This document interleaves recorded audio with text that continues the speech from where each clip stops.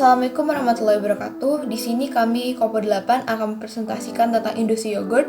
Industri yogurt merupakan salah satu industri yang cukup berkembang pesat saat ini, di mana jaminan mutu produknya sangat diperlukan oleh konsumen, karena bahan baku utamanya adalah susu yang cukup mudah tercemar oleh mikroba. Industri yogurt harus memastikan dan menjamin apakah produknya sudah aman dikonsumsi oleh konsumen atau tidak.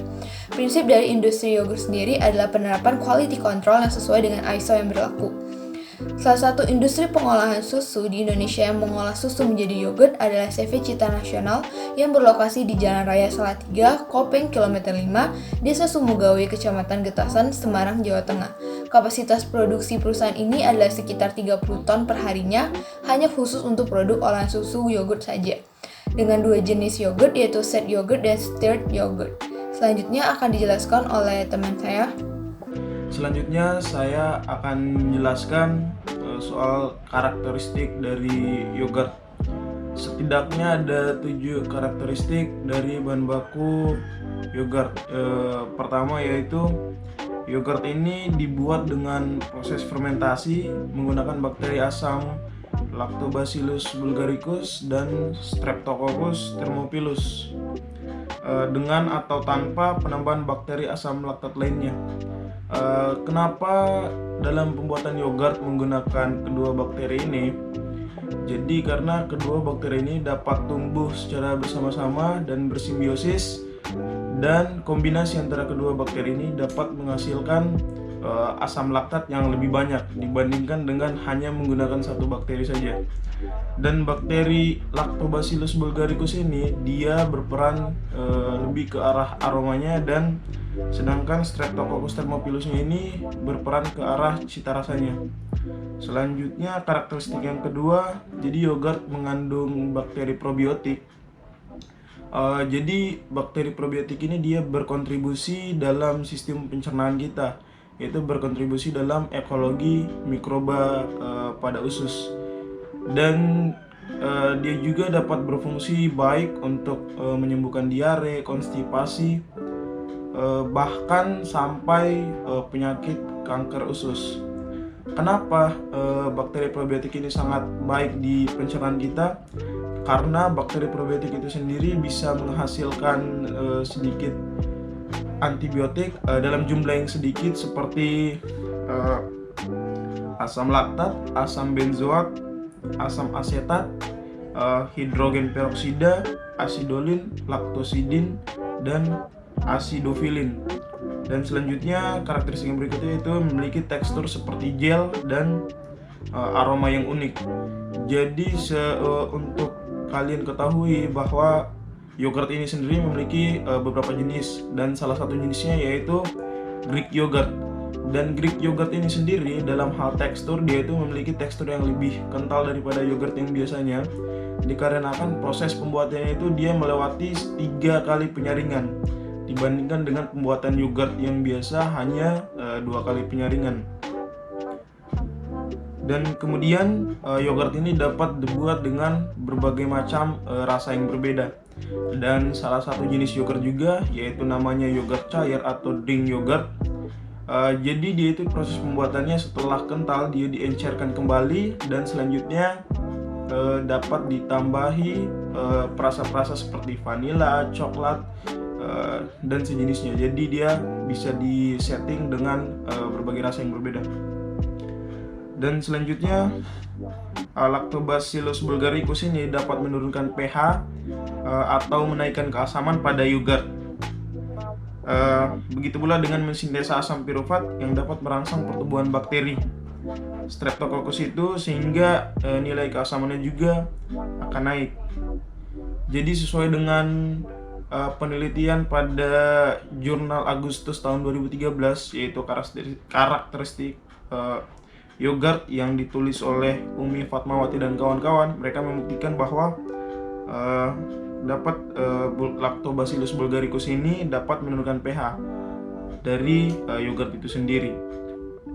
Dan selanjutnya saat basi ini yogurt akan berbau tengik, dan terdapat gumpalan-gumpalan seperti keju yang berwarna putih ataupun coklat. Dan jika kalian ingin mengonsumsi yogurt, kalian harus memastikan terlebih dahulu agar baunya itu normal seperti biasa dan tidak berbau tengik. dan juga tidak terdapat gumpalan-gumpalan seperti keju yang berwarna putih atau coklat, karena itu mengindikasikan adanya mikroorganisme yang seharusnya tidak ada di sana. Dan terakhir, yaitu karakteristik dari yogurt ini adalah kadar asam laktat pada yogurt ini akan berbeda tergantung jenis susu yang digunakan. Yaitu dia itu akan memiliki kadar asam laktat yang tinggi pada susu UHT dan rendah pada susu skim. Baik, di sini saya akan menjelaskan skema proses pembuatan industri yogurt. Bahan dasar utama yang dibutuhkan tentu saja adalah susu segar. Kemudian susu segar tadi dipasteurisasi dalam suhu 70 derajat Celcius selama 15 menit. Saat pasteurisasi dilakukan, campurkan juga susu skim di dalamnya, kemudian lakukan pengukuran volume. Selanjutnya kita lakukan pendinginan dalam suhu 45 derajat Celcius selama 30 menit. Nah, setelah selesai didinginkan, lakukan inokulasi atau namanya pencampuran bakteri dengan bakteri Lactobacillus bulgaricus ataupun Streptococcus thermophilus. Nah, kemudian lakukan fermentasi dalam 2 tahap. Jika kalian menggunakan suhu sekitar 40 hingga 45 derajat Celcius, kalian hanya membutuhkan waktu selama 8 jam.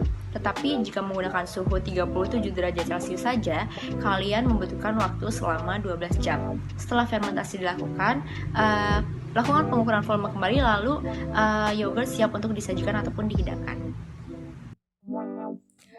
Oke, di sini saya akan menjelaskan tentang karakteristik limbah industri yogurt.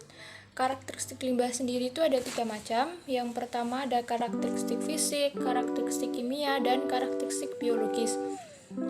Karakteristik fisik sendiri di sini ada padatan, yang dinilai ada padatan, bau, rasa, dan konsistensi.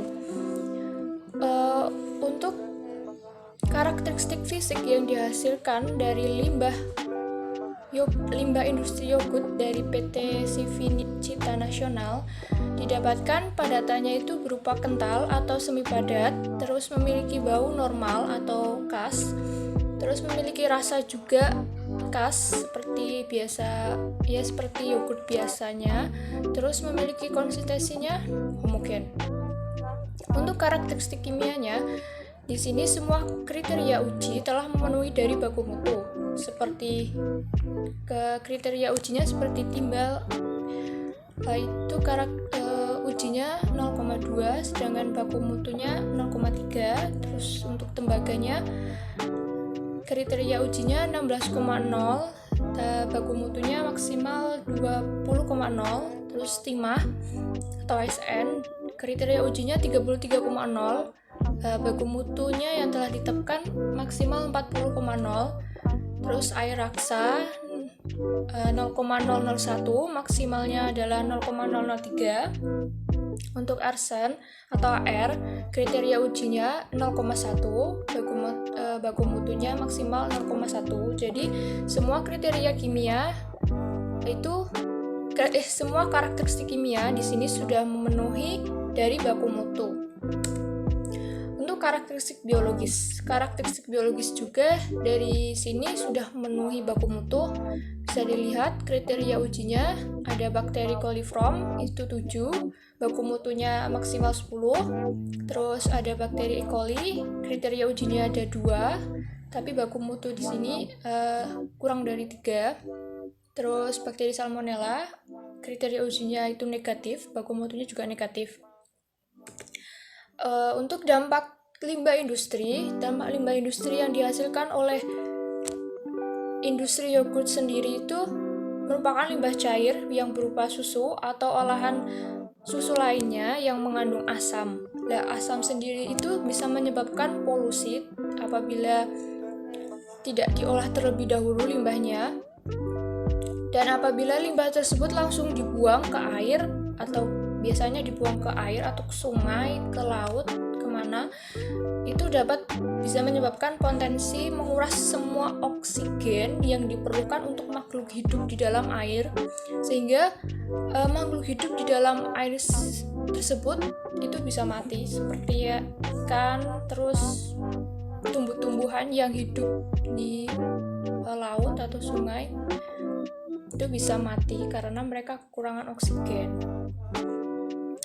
Oke, presentasi dari kelompok kami sekian presentasi dari kelompok kami, kurang lebihnya mohon maaf. Wassalamualaikum warahmatullahi wabarakatuh.